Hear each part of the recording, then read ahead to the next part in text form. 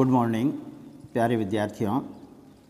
आज हम गायत्री के इस यूट्यूब चैनल पर पढ़ेंगे विद्यानिवास मिश्र का निबंध मेरे राम का मुकुट भीग रहा है। पहले हम इस निबंध का सारांश पढ़ेंगे और अगले चैप्टर में हम इसकी कुछ और समीक्षा करेंगे। मेरे राम का मुकुट भीग रहा है के निबंधकार विद्यानिवास मिश्र हिंदी के सशक्त निबंधकार माने जाते हैं। आचार्य हजारी प्रसाद द्विवेदी की निबंध परंपरा को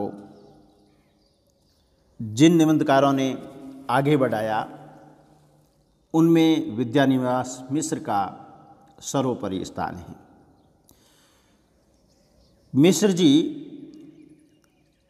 आचार्य द्विवेदी की तरह व्यक्तिनिष्ठ एवं वस्तुनिष्ठ दोनों प्रकार के निबंध लिखते हैं।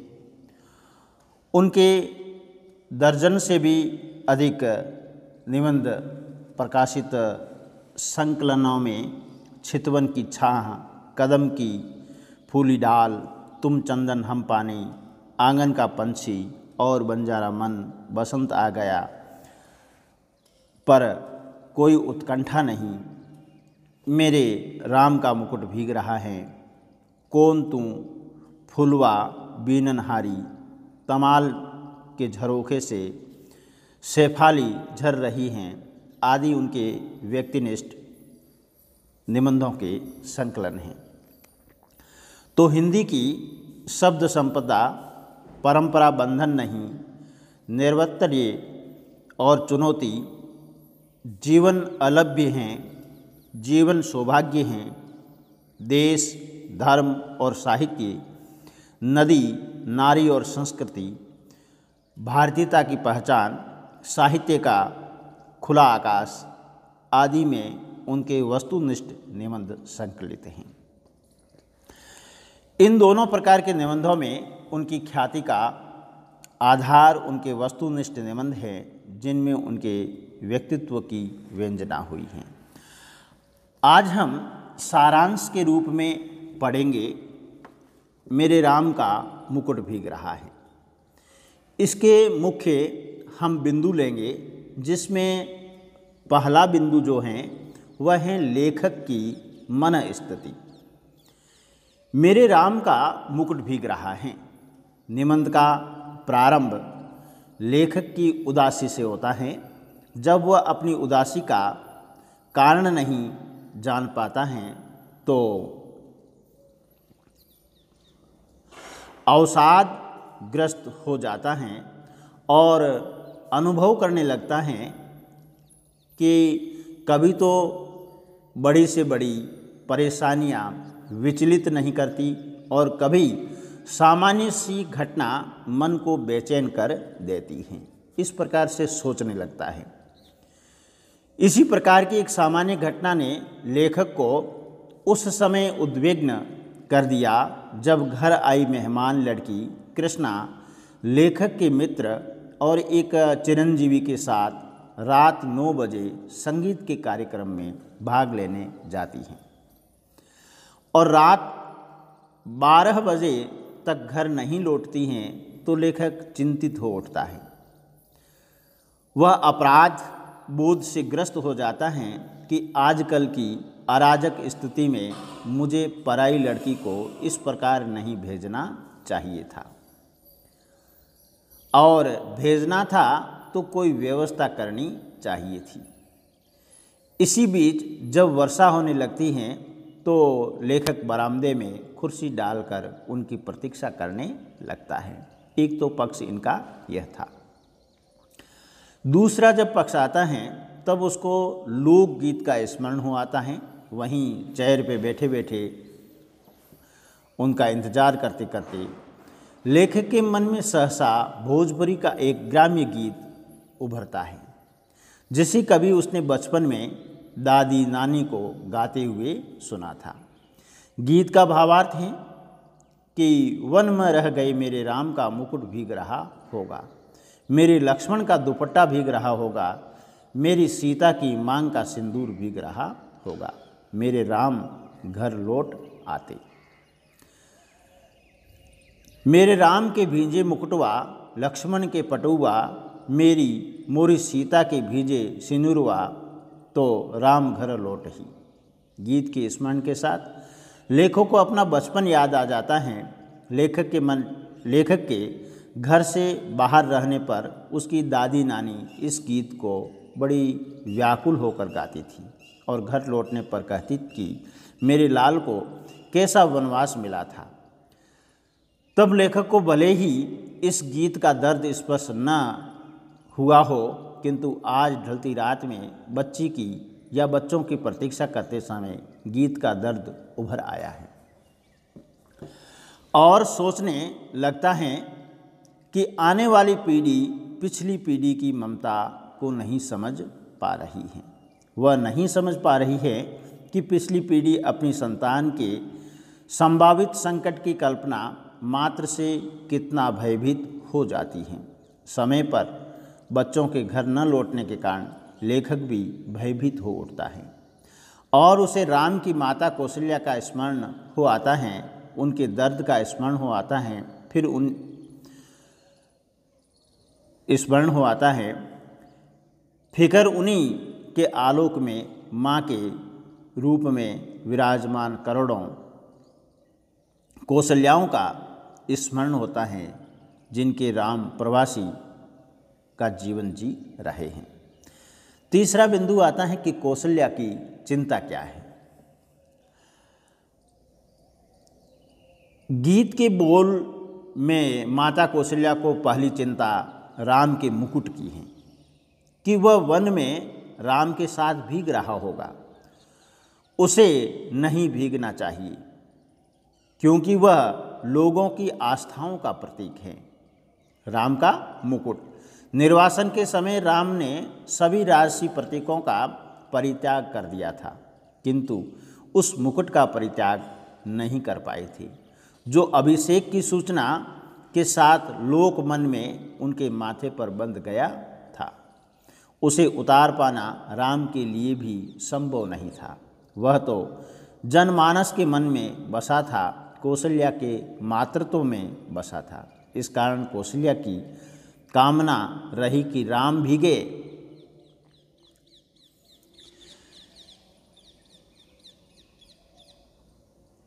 राम भीगे तो भीगे, उनका मुकुट, उनका सौभाग्य, उनका ऐश्वर्य न भीगने पाए।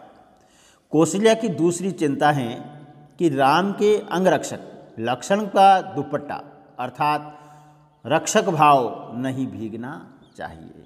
यहाँ दुपट्टा क्या है? रक्षक भाव है। पहरी की सतर्कता भी भीग गई तो कोई भी अनर्थ हो सकता है। इस कारण माता कौशल्या उनके दुपट्टा के भीगने की आशंका से व्यथित हो उठती है। माता कौशल्या की तीसरी चिंता है कि उनकी सीता का अखंड सौभाग्य रूपी मांग का सिंदूर नहीं भीगना चाहिए।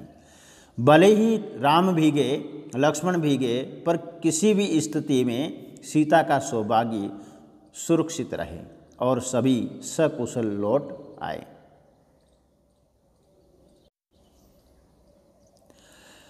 आगे कहते हैं राम का चिर निर्वासन। क्या है? राम का चिर निवासन। राम का निर्वासन वन से लौटने के बाद भी समाप्त नहीं हुआ। सीता के रूप में उनका दूसरा निर्वासन होता है। लोकमानस में आज भी राम वनवासी हैं, आज भी उनकी यात्रा जारी है, वह रुकी नहीं हैं। उनकी असली राजधानी जंगल में है। वनवासी राम ही जनमानस में राजा राम हैं।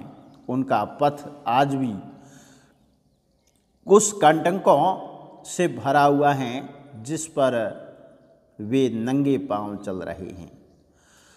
इसके विपरीत राजपाट संभालने वाले भरत नंदीग्राम की कोठरी में जिलावतनी हैं।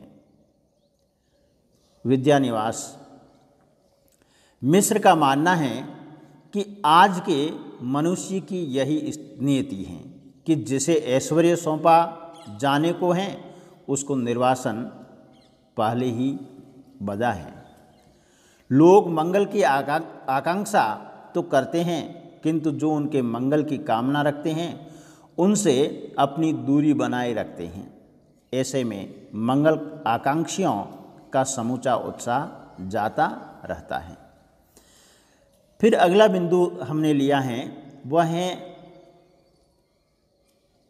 अयोध्या की दयनीय स्थिति।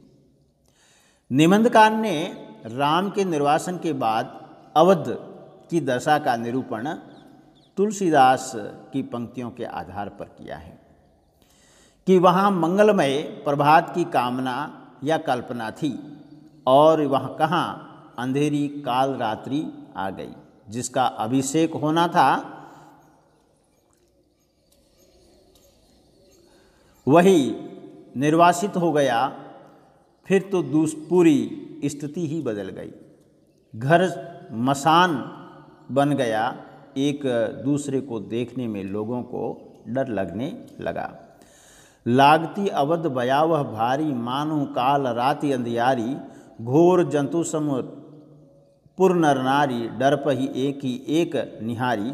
घर मसाल परिजन जुन भूता, सुत हित मीत मनहु जगदूता।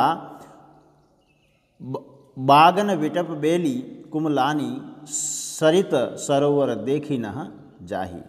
राम के निर्वासन में अयोध्या की स्थिति जंगल जैसी हो गई। अयोध्या है भयावह दिखने लगा। रात जो है हमेशा से ज़्यादा गहरी अंधियारी दिखने लगी और नर नारी हैं जो एक दूसरे को भयंकर जंतु के रूप में, जीव के रूप में देखने लगे और एक दूसरे से डरे हुए से रहते हैं। घर मसान परिजन जन भूता, घर जो है शमशान बन गए और उसके परिवार के सदस्य भूत प्रेत से लगने लगे। सुतहित मीत मनहु जमदूता, और ये कह रहे हैं कि सभी यम के समान उनको दिखते हैं। बागन विटब बेली कुमलानी, यानी वहाँ बाग बगीचे बेल जो हैं सब कुमलाने लग गए। सरित सरोवर देख ही नहीं जाए, वहाँ पर नदी नाले और तालाबों की स्थिति को भी नहीं देख पा रहे हैं। राम के निर्वासन से अयोध्या की स्थिति जंगल जैसी हो गई है। स्नेह की रसधर सूख जाती हैं, उसके विपरीत वन का भाग्य निखर उठता है। निबंधकार का मानना है कि उत्कर्ष की और मनुष्य की ऊर्ध्वमुखी चेतना की यही कीमत सनातन काल से अदा की जाती रही है। इस कारण कौशल्या की चिंता स्वाभाविक है कि अब कम से कम राम का उत्कर्ष तो सुरक्षित रहे। फिर अगला बिंदु लेते हैं सीता का निर्वासन। अयोध्या दूसरी बार तब भयावह हो जाती है जब राम के राजा होने के बाद रानी सती का निर्वासन या रानी सीता का निर्वासन हो जाता है। सीता का निर्वासन राम का दूसरा निर्वासन है। इस निर्वासन में वन्य पशुओं से घिरी सीता का मुख्य संकट है कि प्रसव की स्थिति में इस विजन प्रदेश में कौन सहारा देगा। सीता को स्वयं अपना सहारा बनना पड़ता है। सूखी लकड़ी जलाकर उसके प्रकाश में अपने जुड़े बेटों का मुंह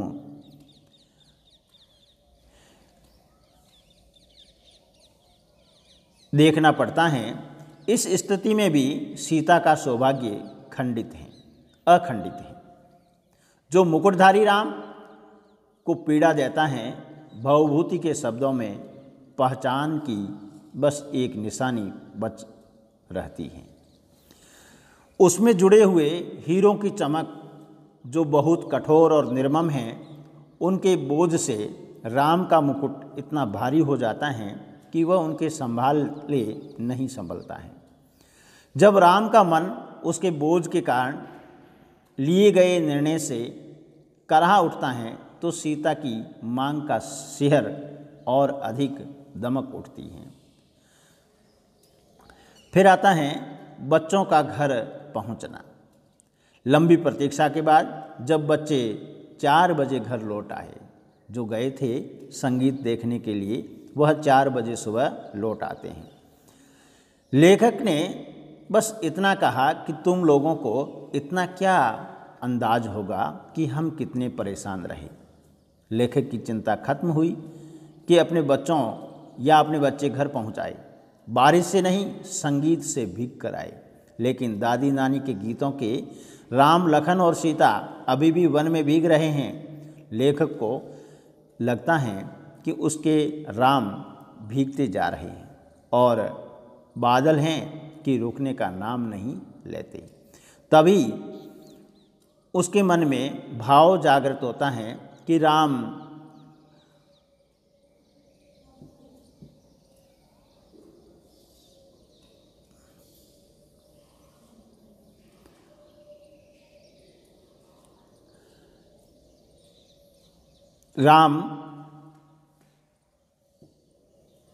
भीगते जा रहे हैं और बादल हैं कि रुकने का नाम नहीं लेते।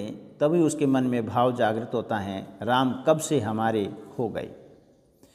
जिसकी बुनावट पहचान में नहीं आती, जिसके व्यक्तित्व के ताने बाने तार तार होकर अलग हो गए हैं, भला ऐसे व्यक्ति के राम कैसे हो सकते हैं। कि तुम राम को अपना कह रहे हो, वैसे ही मन 1000 टुकड़ों से बंटा हुआ है। इस कारण प्रतीत नहीं होता कि मैं किसी का हूँ और कोई मेरा अपना है। लेखक सोचता है कि विचित्र से अनमनेपन से अकारण किसी के लिए चिंता होती है, तो क्या वह चिंता पराये के लिए नहीं होती? क्या उसे अपना कोई संबंध नहीं है? तो फिर क्या राम अनमनेपन में ही अपनाने के लिए हाथ बढ़ाते आए हैं?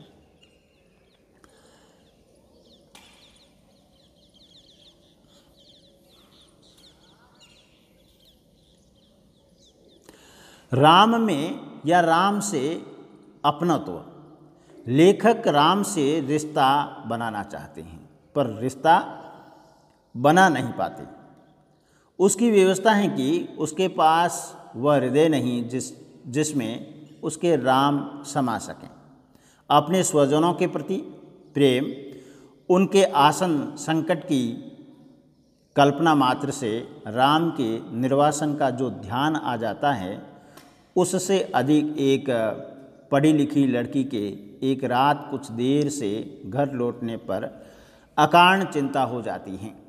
उस लड़की से या उस लड़की में लेखक सीता का अन्वेषण कर उसके अनुमानित संकट का भावन माता कौशल्या की भावभूमि पर करने लगता है।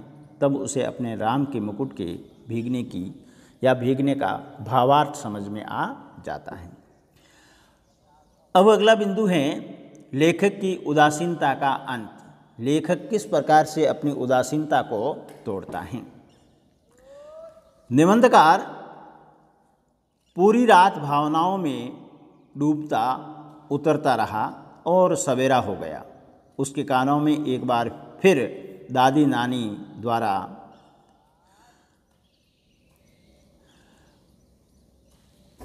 चक्की पर गाए जाने वाले लोक गीत के बोल भी मोरे राम के भीजे मुकुटवा गूंजने लगता है।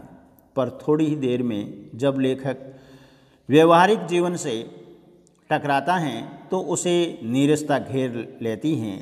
उसकी उदासीनता बरसना चाहती हैं, पर बरसे कहाँ, और बरसे तो किस दिशा में बरसे।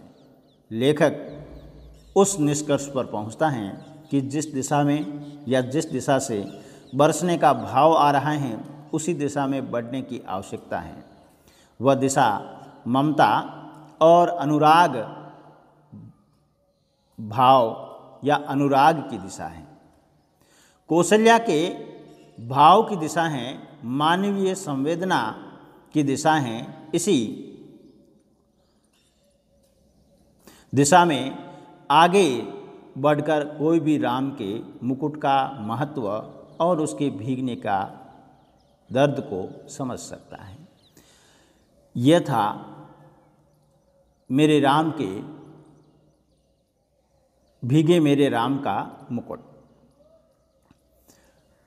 निबंध जिसका हमने कुछ सारांश पढ़ा,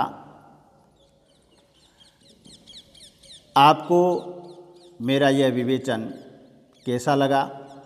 आप हमारे YouTube चैनल को सब्सक्राइब करके कमेंट करें, लाइक करें, शेयर करें। धन्यवाद।